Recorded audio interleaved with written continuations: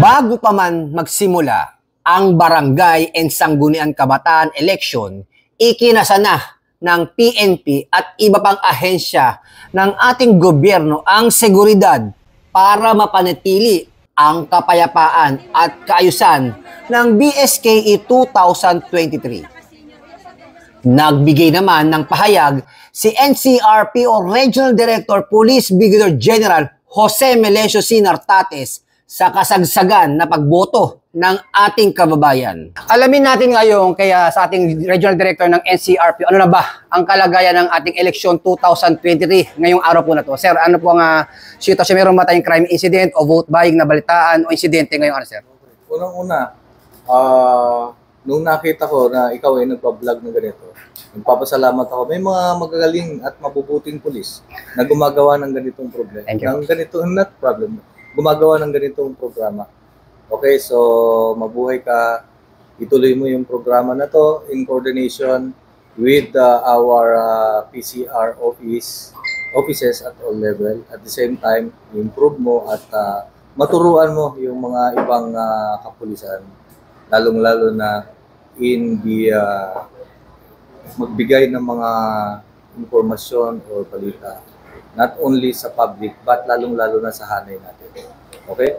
With regards to your urging question, general situation. The general situation here in Metro Manila, particularly the conduct of BSK election, systems go na. Actually, nangyayari na ngayon yung botohan. And we have about 2.5 hours before it stopped at exactly 3 p.m. nationwide.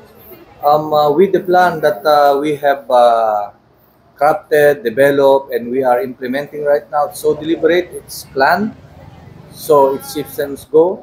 We identified all the different risk factors para hindi mabuting mangyari dito sa election. In-identify natin yun. Actions like the COMELEC gun ban and other police operations. So, kontrabigay or our campaign against vote buying, vote selling. It's natin, like meron tayong police assistant desk in every corner of the main thoroughfares. So sir, baka meron kang inspirasyon na mensahe sa ating mga kapulisan na madaling araw pa lang siya, 4:13, nakakasana para sa election natin. Baka meron kang inspirasyon na mensahe para kanila. In terms of inspiration, ang inspiration ko is lahat ng mga kapulisan ko dito sa National Capital Region, lalong-lalo na ikaw, na laging nakamatsyag dito sa kalsada natin, tinitingnan natin yung trabaho and even the plan, nai-inspire ako dyan. At the same time, of course, kumukuha tayo ng lakas.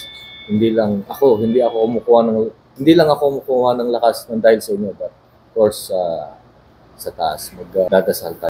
May pahayag din si QCPD District Director Police Brigadier General Rodrigo A. Maranan sa kaayusan at payapang BSKE 2023 sa nasasakupan ng Quezon City Police District.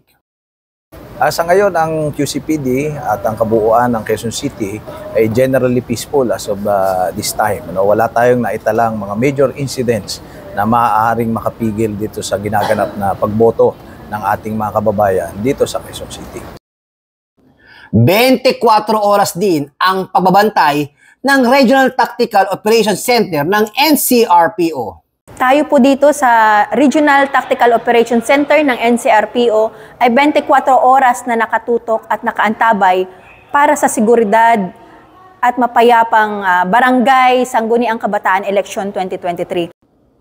Hindi naman nagpahuli ang tropa ng Regional Mobile Force Battalion ng NCRPO na naging kabalikat ng Southern Police District sa pagpapanatili ng kaayusan sa naturang eleksyon.